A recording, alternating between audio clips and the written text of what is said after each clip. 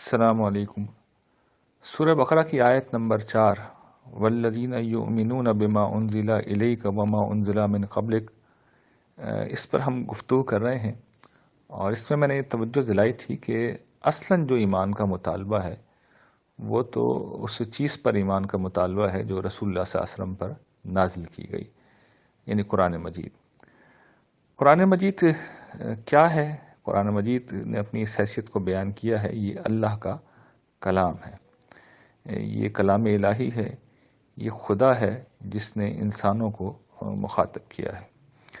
اچھا، کلام کے متعلق یہ بات سمجھ لیجئے کہ انسان کو جو صلاحیتیں دی گئی ہیں ان میں سے جو نطق کی صلاحیت ہے، جو بیان کی اور کلام کی صلاحیت ہے، گویائی کی صلاحیت ہے، یہ وہ صلاحیت ہے جو دو پاؤں پہ چلنے والے ایک دو پایا حیوان کو ایک سماجی وجود بناتی ہے۔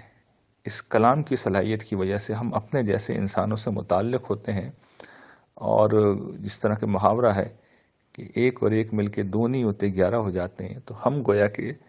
ایک سماج بناتے ہیں، اور ہم اتنا زیادہ طاقتور ہو جاتے ہیں کہ کوئی اور مخلوق ہمارا مقابلہ نہیں کر سکتی، اور ہم کو جو چیز جوڑتی ہے وہ ہمارے کلام کرنے کی صلاحیت ہے۔ ہم ایک دوسرے کے ساتھ کمیونیکیٹ کر لیتے ہیں، اور یہ کمیونیکیشن ایک غیر معمولی چیز ہے، یہ انسانوں کے جذبوں کی ترجمان ہوتی ہے۔ ہم ایک دوسرے کو سہارا دیتے ہیں،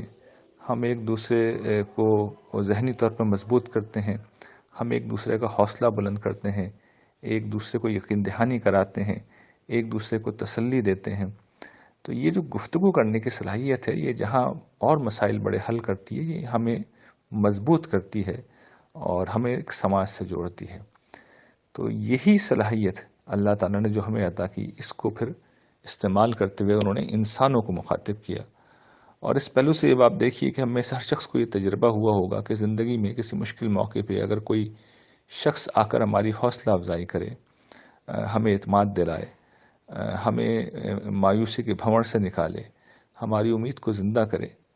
تو ہم بالکل ایک بدلے ہوئے انسان بن جاتے ہیں۔ تو کبھی قرآن مجید کو بھی اس پہلو سے پڑھنا چاہیے۔ قرآن مجید جس طرح ہمیں تسلی دیتا ہے، ہمارا حوصلہ بلند کرتا ہے، ہمیں صحیح راستہ دکھاتا ہے، ہمیں درست مشورہ دیتا ہے، ہماری درست رہنمائی کرتا ہے، ان سارے پہلوؤں سے اگر ہم قرآن مجید کو اس پہلو سے پڑھنا شروع کر دیں کہ یہ اللہ تعالیٰ ہیں جو ہمیں سمجھا رہے ہیں، ہمیں گائیڈ کر رہے ہیں، ہماری رہنمائی کر رہے ہیں، ہمارا حوصلہ بلند کر رہے ہیں،